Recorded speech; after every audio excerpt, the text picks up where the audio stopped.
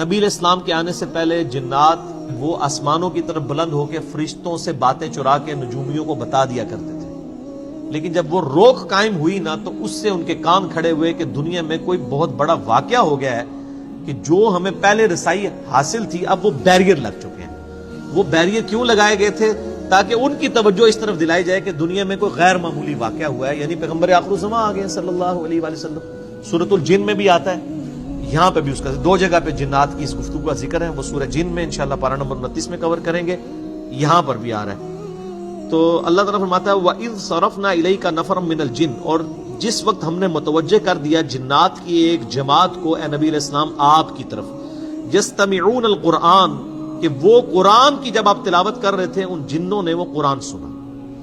سر یہ جن کیسے جن تھے؟ گمراہ جن تھے، ٹھیک ہے جی، یعنی وہ حق کے متلاشی تھے لیکن ان کے سامنے کوئی ہدایت چیز موجود نہیں تھی، اس کے باوجود پہلی دفعہ قرآن سنا وہ فوراً اس کو قبول کرنے والے بن گئے۔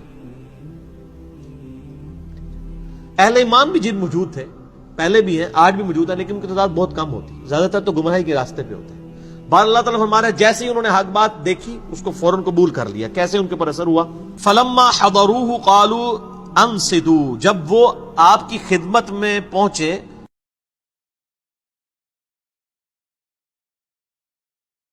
اور یہ مسجد جن آج بھی موجود ہے مکہ شریف کے اندر، میں نے اس مسجد کے اندر نماز بھی پڑھی ہے، بالکل واکنگ ڈسٹنس پہ ہے،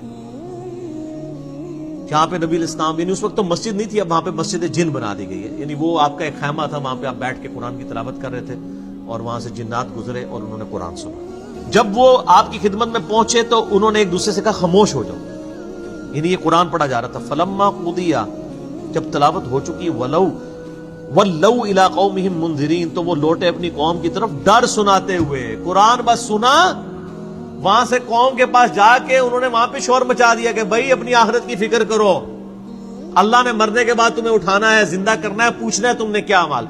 ایک لمحے میں انہوں نے دعوت حق قبول بھی کی اور دائی بھی بن گئے۔ یہاں تو بندے بوڑھے ہو جاتے ہیں، ان کو پھر بھی بتانا چاہتا ہے کہ سر اونٹتے وال چٹے ہو گئے، داڑھی رکھ لو، اور یہ دیکھ لیں ایک مجلس میں زندگی پلٹی ہے ان کی۔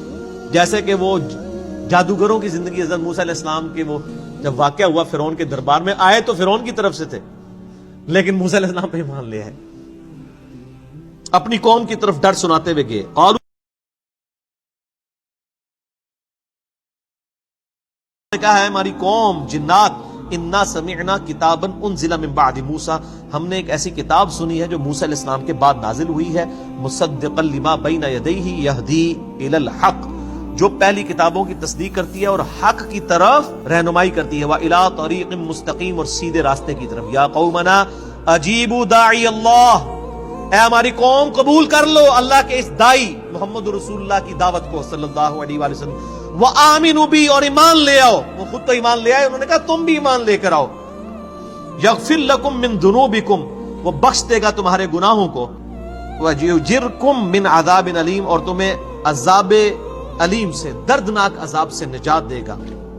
وَمَن لَّا يُجِبْ دَاعِيَ اللَّهِ، اور جو کوئی قبول نہیں کرے گا اللہ کی دائی کی دعوت، فَلَيْسَ بِمُعْجِزٍ فِي الْأَرْضِ، تو یاد رکھو وہ اللہ کو عاجز نہیں کر سکتا زمین میں۔ وَلَيْسَ لَهُ مِن دُونِهِ أَوْلِيَاء، پھر اس کا کوئی مددگار بھی نہیں ہوگا اللہ کے مقابلے میں۔ یعنی ہم نے تو اسلام قبول کر لیا، اگر تم اسلام قبول نہیں کرو گے اللہ کا کچھ نہیں بگاڑ سکو گے، اپنا ہی بیڑا غرق کر لو گے۔ اولئک فی ضلال مبین، پھر ایسے لوگ ہوں گے کھلی گمراہی میں۔ اولم یروا ان اللہ الذی خلق السماوات والارض، کیا لوگوں نے نہیں دیکھا کہ اللہ تعالیٰ نے آسمان اور زمین کو پیدا کیا؟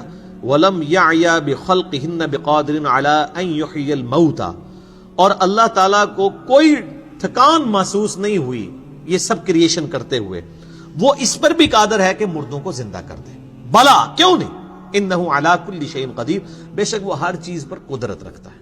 وَيَوْمَ يُعْرَضُ الَّذِينَ كَفَرُوا عَلَى النَّارِ، جب منکرین کو، انکار کرنے والوں کو قیامت والے دن پیش کیا جائے گا آگ کے اوپر، اللہ تعالیٰ ان سے فرمائے گا الیس ھذا بالحق،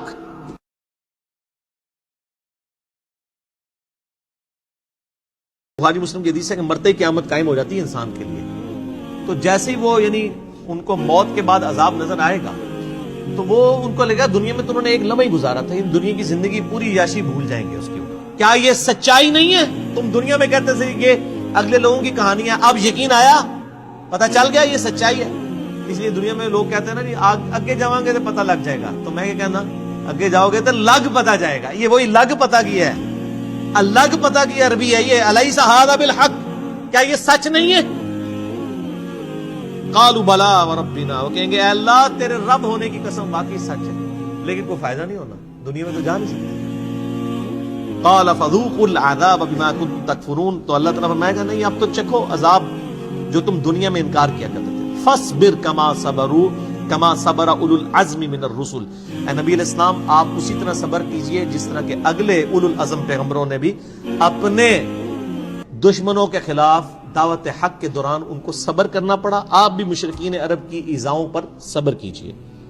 ولا تستعجل لهم، اور ان پر عذاب کی جلدی نہ کیجئے. عذاب کی جو قسط جب آنی ہے وہ اسی وقت آنی ہے.